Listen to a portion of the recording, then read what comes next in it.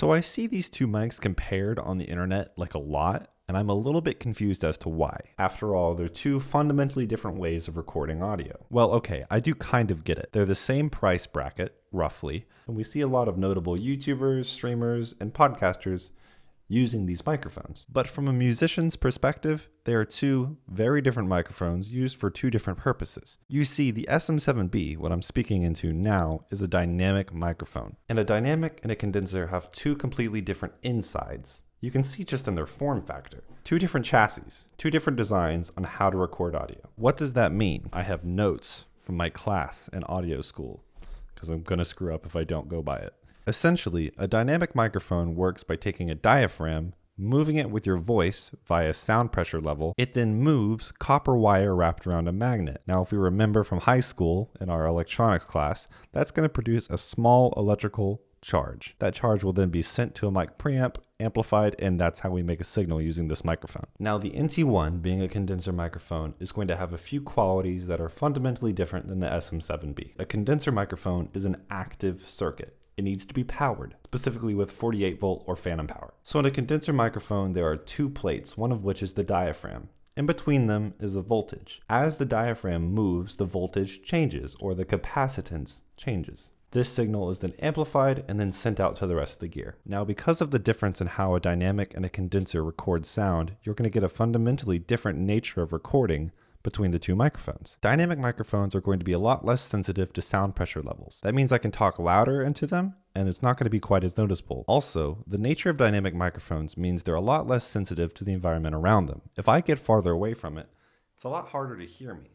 What this means is the SM7B is going to be a lot better in a room that's less treated. They're also going to be more rugged, more robust, and you might just like the quality of the sound better. Again, two fundamentally different natures of sound. Condenser microphones are more dynamic, meaning they are more sensitive to sound pressure levels. That means if I talk louder into a condenser or into the NT1, it's going to be way more sensitive to the volume. This could give you a more dynamic, full, sensitive audio image. It could also provide more detail, but there are still some disadvantages to this when compared to the SM7B. Because it's much more sensitive, it'll pick up much more of your room. If you're listening to this in headphones, you might hear how much more obvious the room is than with the SM7B. What this means is you should definitely have a treated room if you're going to be streaming, recording, playing music with this microphone. At the very least, don't have a highly reflective environment. The room is very important when it comes to condenser microphones. Now, just like in my NT1 versus NT1A video, and if you're considering microphones, I would watch that and see the NT1A as well. We're going to hear these microphones on vocals, both on a track and a cappella, and then we are going to do a blind test on guitar, and then we're going to see the results of that blind guitar hearing test. On vocals, we have the incredibly talented Carolina Alabau. Here's some of her music right now.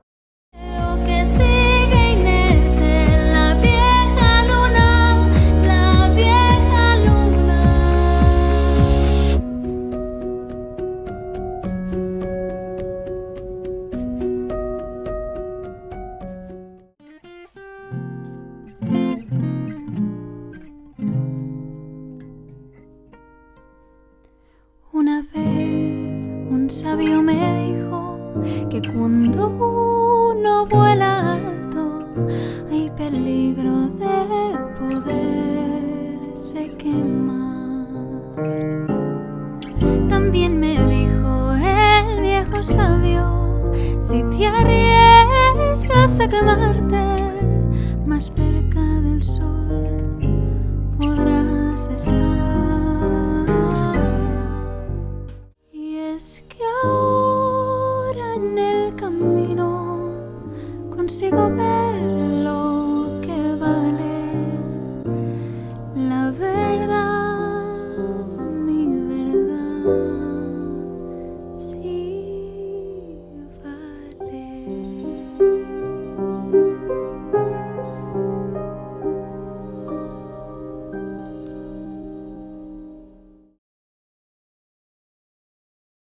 Una vez un sabio me dijo que cuando uno vuela alto hay peligro de poderse quemar. También me dijo el viejo sabio, si te arriesgas vas a quemarte, más cerca del sol podrás estar. Y es que ahora en el camino consigo ver lo que vale la verdad, mi verdad, sí vale.